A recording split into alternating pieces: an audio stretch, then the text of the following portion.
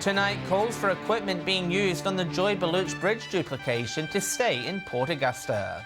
And the Tunarama Ambassador quest returns after a 12-month absence. From our 7 Spencer Golf Studios, your nightly news with John Hunt begins now. Good evening, everyone. Port Augusta's council wants the state government to commit to using marine equipment currently working on the Joy Baluch Bridge for other projects.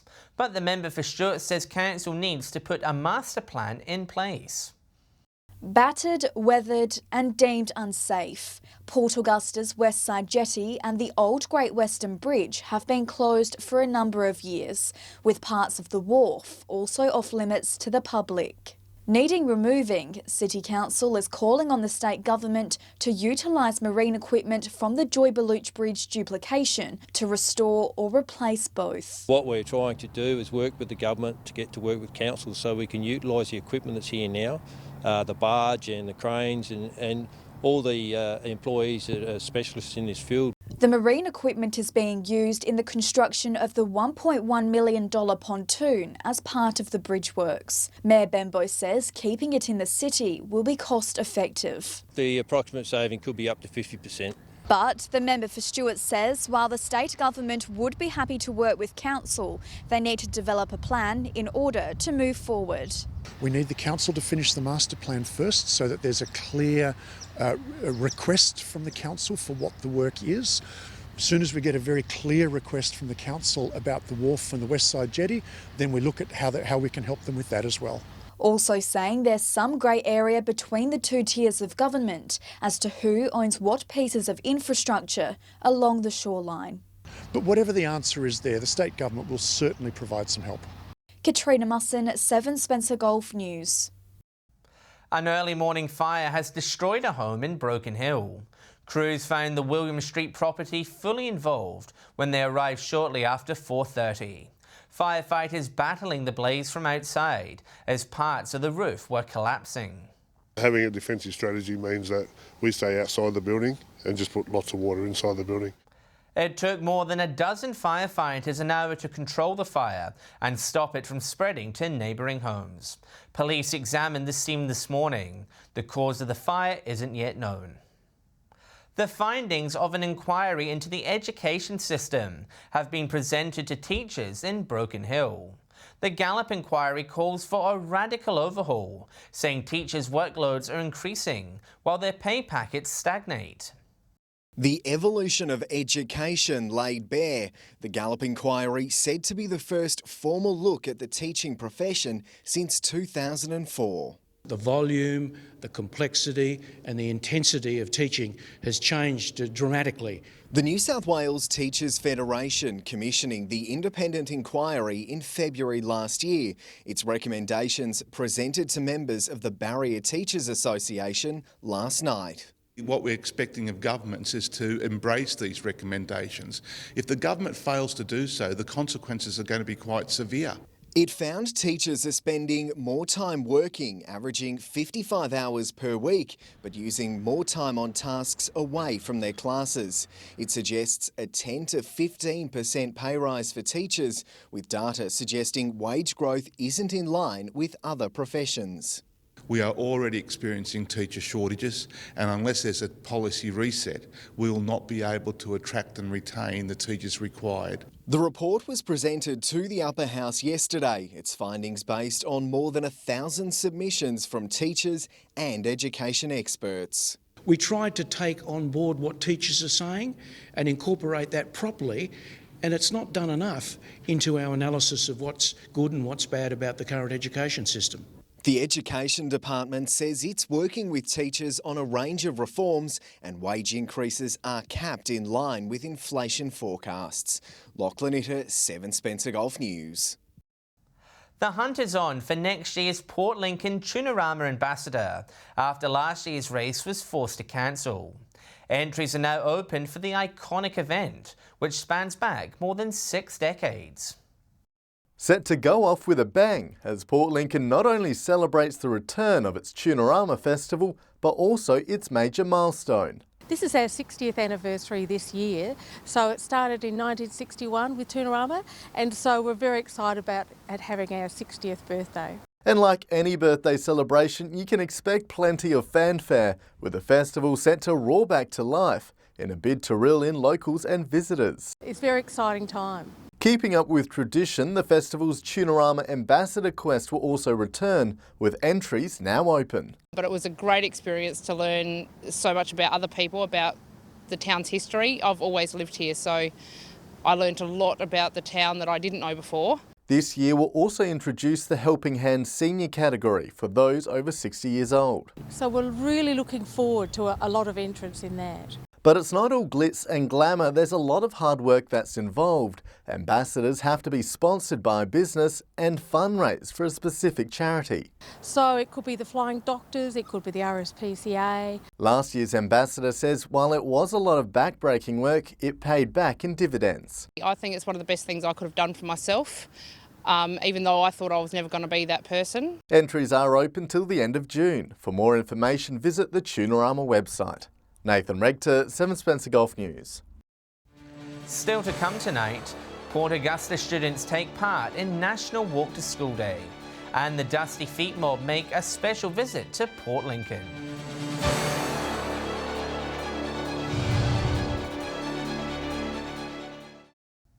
Welcome back. A 30-year-old Salisbury Downs man has been caught allegedly speeding at 112 kilometres per hour in a 60 zone in Seven Hill. Around 7:20 on Tuesday, May 4, police detected the vehicle on the Horrocks Highway. The Ford Transit van was stopped, and further checks revealed the motorist also had an expired driver's licence. He was issued a fine of $2,377, also losing his licence for 6 months. York Mid-North Police will be hosting a crime prevention forum in Jamestown on Monday night. Kicking off at 7 o'clock at Memorial Hall, the seminar will give information on crime and policing issues in the local area. Superintendent Mark Cyrus says it's an opportunity for the community to have direct conversations with police on the night. Questions will be welcomed, but residents are also encouraged to send them in prior to the event. Willesden Primary School students were challenged to walk to school this morning as part of National Walk Safely to School Day. Teachers say it's all about educating children on road safety, while also encouraging them to keep active. It was a chilly morning, but for these kids it was a breath of fresh air, accepting the challenge to walk to school. Exercise. In car it's just a little bit boring, but when you walk you actually see lots more of the world. Willesden Primary School students taking part in the National Walk Safely to School Day campaign. The first question was, can't I ride my scooter? And we said, no, that's okay, because you're still being active. And I saw a couple of parents, they dropped their children off a little bit away from the school, and the children were walking along and the parents were following in their cart. Those making the step rewarded with a pancake breakfast. Yummy. I like the strawberry jam. Staff say it's about educating the students on road safety, ensuring each trip to school is a safe one. Our school has got a number of busy roads around it, and we do worry about children in the morning and cars and getting to school safely. So we feel it's really important that we teach them how to cross those roads safely. Also playing an important part in keeping them healthy and active. It's helping them to stay healthy and fit, and it's also, I think, get your brain going for when you do get to school. She says she hopes the school will continue to participate in the campaign for years to come. We'd love to keep going and having it in the future, and love to have our community members come in as well. We did have a couple of visitors as well from outside of the community today, which was great, so anyone's welcome. Katrina Musson, 7 Spencer Golf News. Whyalla is set to celebrate a special milestone this weekend, with the HMAS Whyalla reaching its 80th anniversary. Taking to the water on May 12, 1941, the vessel was the first of 66 to be built in the city shipyards. The Whyalla Maritime Museum will be hosting a community open day this Sunday, celebrating its history. There will be a flag-raising ceremony with a special performance from the Royal Australian Navy Parade Band, followed by a vintage car display and family activities. Students in Port Lincoln were given a special treat this morning with a performance by the Dusty Feet Mob. The group, made up of young Aboriginal people, say they use song and dance to keep their rich culture alive.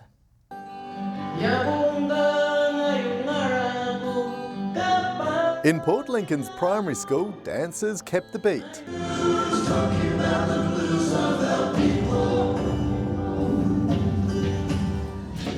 As young Indigenous leaders, known as the Dusty Feet Mob, pass on their traditional culture through song and dance. Pass on the knowledge to them and then they can share it as well.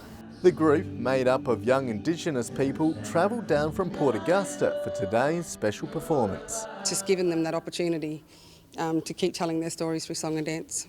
Using some gum leaves, paint and imagination, the dancers mesmerise the audience. Wind sings the song of right and the wrong, which scatters the tune and the meaning. Each performer has their own background and range in age, the youngest only 7 years old.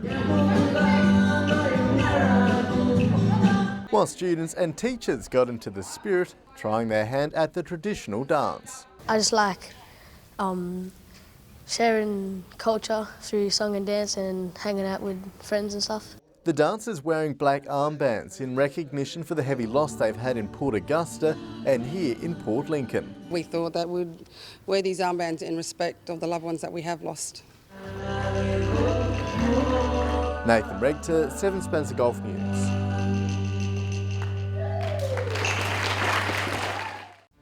Stay with us, Port Lincoln preparing to laugh as the Melbourne International Comedy Festival visits. And a unique car rally gets underway in Broken Hill.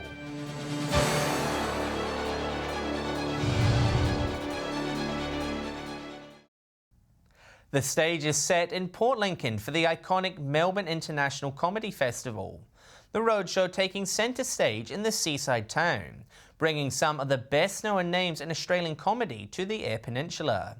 It's just one of 80 destinations a Convoy's road trip will visit over the next few months.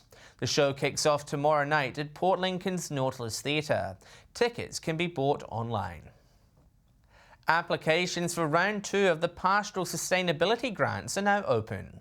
Offering between $10,000 and $30,000 in grants, a total funding pool of $90,000 is available. It's designed to help pastoral businesses across the region, with applications closing on June 15. Meanwhile, round 2 of the grassroots grants will close on Monday. Community groups interested are encouraged to submit an application. You may have heard the unmistakable sound of vintage cars echoing across Broken Hill this week.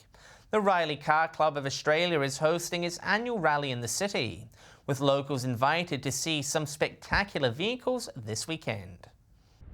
It takes something special to upstage Broken Hill's iconic sights. But these historic vehicles have been turning heads in our heritage-listed city all week. The locals have been really encouraging. You get stopped in the street and asked about the cars. You may never have heard of Riley, but these passionate owners are keen to change that. Around 50 of the British-made cars converging on Broken Hill for the Riley Car Club of Australia's annual rally. Rileys were first made as vehicles in 1898 and they ran through to 68. And they had multiple bodies and shapes and sizes. The club's president describes the brand as the BMW of the 20s to 50s. Inside there's leather and wood as far as the eye can see. I've had this Riley for 7 years. It came to Broken Hill in 2000. It had 2 owners before me, and we've been fortunate enough to trace it back to the showroom in Melbourne. For local Beth Garland, it's a chance to show off her town as well as her pride and joy. The great thing here, this has brought over 100 people to town, so it's amazing. The cars will be driven down Argent Street tomorrow morning before setting up for a show and shine at Zinc Lakes from 11 o'clock. They'll see the full range of cars and people more than happy to have a chat to them and talk to them about their cars. Lachlan Itter, 7 Spencer Golf News. It's another big weekend of footy this week, with top-of-the-table clashes in both Whyalla and Spencer Golf footy headlining the action. With a preview of that and the rest of the region's fixtures, here's our experts with their tips. Hello and welcome to round 4 of SGL football. This round starts with another Friday night match here at Memorial Oval with Port's taking on the Lions. The Lions have been super impressive this year, while Port won their first game but has struggled in the next couple. I'm going to tip the Lions in that one. On Saturday, it's Soli's taking on Centrals. Both these sides are undefeated, so it'll be interesting to see which one comes out on top at the end of the day. I'm going to tip Solis. On Sunday, we've got West taking on South. Both teams are yet to win a game, and this is going to be a tough encounter. I'm going to tip South in that one. Big round of matches coming up in Wyler football this weekend. We've got the match of the round, West Wyler versus North Wyler at Bennett Oval. North Wyler sitting comfortably on top of the ladder. They've had some big wins this year. They do take on a pretty handy West team, but I think at the moment the Magpies are looking the goods and should have a win. Other big game on Saturday at Memorial Oval, Central Wyler versus South Wyler. Central's had a small hiccup last week, but I do think they're going to be way too strong for the Demons. And finally on Sunday, it's Rapina versus Runa Bay at Bennett Oval. Similar game to Saturday. I think the Bay's just going to be way too strong for a Rapina team that's going to get better during the year. Welcome to Port Lincoln Footy Tips. We kick off the round at Centenary Oval, where Waybacks are hosting Boston's. Boston's are searching for their first win, and I can't see it happening this week. Waybacks haven't won since round 1, and they're looking for a big win. I'm tipping them to win in the next game, and this will be an exciting game of footy. We've got Tasman's hosting Lincoln South at Ravendale Oval. Both have young teams, but I think South have a bit more aggression. I'm going to tip South to win this one in a real close game. Could be anyone's, but South by 2 goals. In the final game, we've got 2 undefeated teams in Marble Range and Mallee Park. This is a Marble Range home game, and I think this is probably going to be the influencing factor. I'm going to tip Marble Range to win this one at home by 4 goals. Round 6 of Broken Hill football, and it's a double header at Jubilee Oval, both A-grade games on the one oval on the one day. The highlight this weekend is that former Collingwood and GWS star Heath Shaw is going to line up for the North Footy Club. 325-game veteran, will he be enough to get them across the line against South? No, he won't. He'll be a great draw card, big crowd, but South are the top side in Broken Hill and they'll beat North tomorrow. West take on Central. Central yet to win a game in 2021, but gee, I tell you what, they really have climbed some hurdles so far this season. They'll put up a challenge, won't be good enough. West by 20 points, South by plenty. Stay with us after the break. Broken Hills Fire Station prepares to open its doors to the public. And we'll check the weekend weather forecast.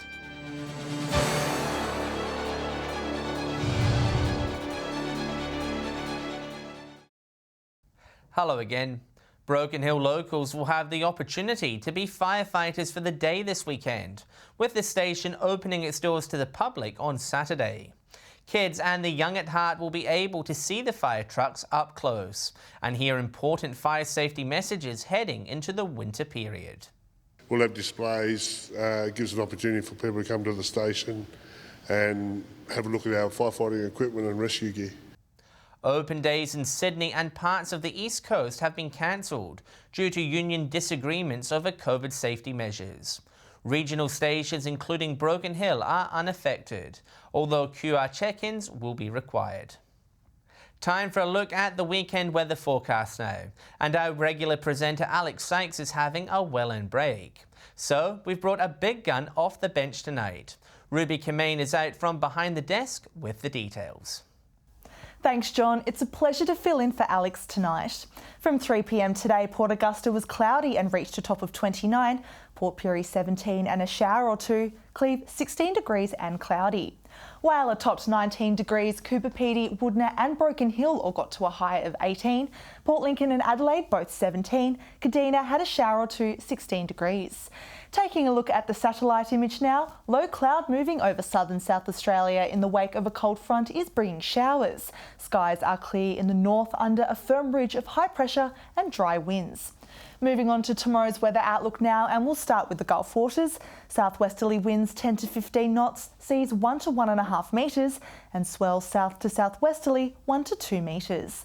Port Lincoln set to be cloudy and 18 degrees. Cleve a possible shower to top 16. Woodna partly cloudy 18, Whyalla a morning shower or two 17, Port Augusta partly cloudy 18, similar in Kadina partly cloudy also 18 degrees, Port Pirie a top of 19, Clare a cool 14 and Broken Hill 16, although spots are set to be partly cloudy.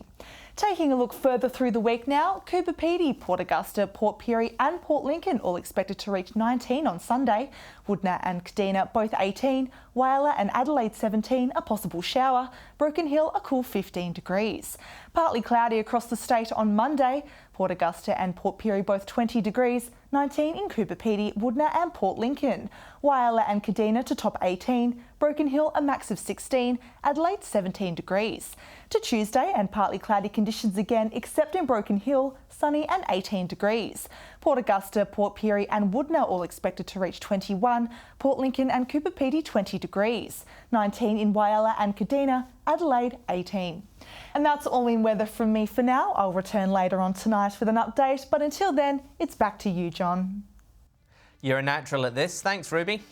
And that's the local news for tonight and the week. Just a reminder to follow us on social media at Facebook, Twitter and YouTube. I'm John Hunt. Thanks for your company. I'll have updates later and we'll be back on Monday at 7 p.m. Until then, have a great weekend. Good night.